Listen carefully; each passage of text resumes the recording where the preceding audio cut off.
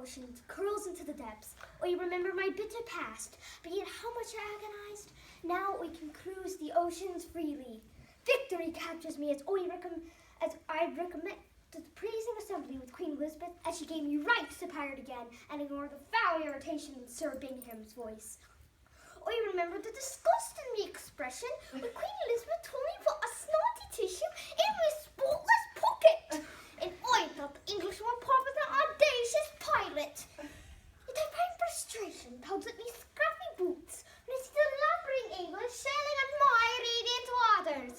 Nevertheless, we cannot deny the Queen's authorization.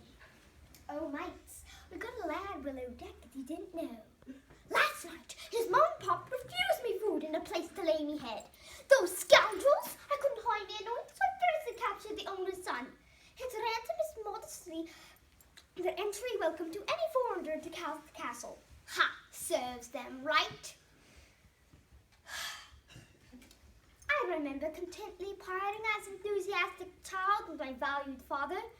Without this credible encouragement, I might not have been the same admired pirate me am currently. That reminds me of the time I spared my father's existence. But even though he ordered me below deck, I glimpsed at my wearied father to see a brutal buccaneer about to viciously slaughter my guiltless pock with a shrill dagger.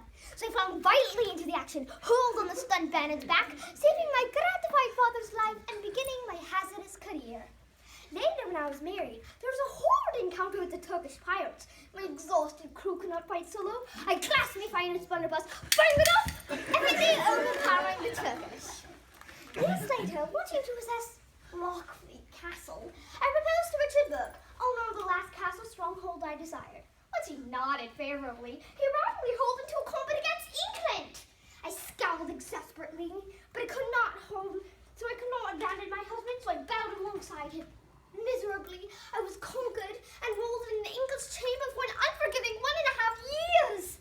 Once I was finally released, I found another clash to accomplish with Burke before receiving a dazzling document from Bingham, the English-governed island, requesting truce. I arranged cautiously, but was cheated and obtained before I accomplished my destination. Bingham had equipped gallows for me to perish on. I assumed it was the inspiration of my existence until my son-in-law, Those Hook, sacrificed my place. I was eternally obliged, but when I peered at my empire, I spotted the English had destroyed my fleet.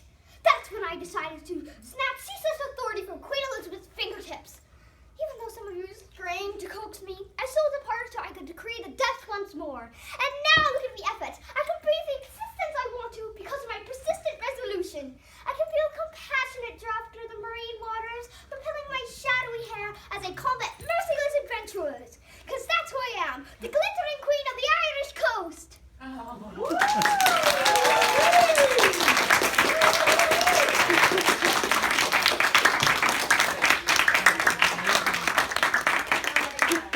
Who am I? I have no idea. Yes? That Mary something. No.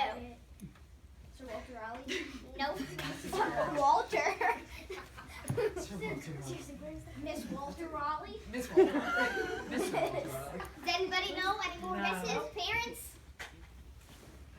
I like the part where you fired. You gotta like, ah! So cool.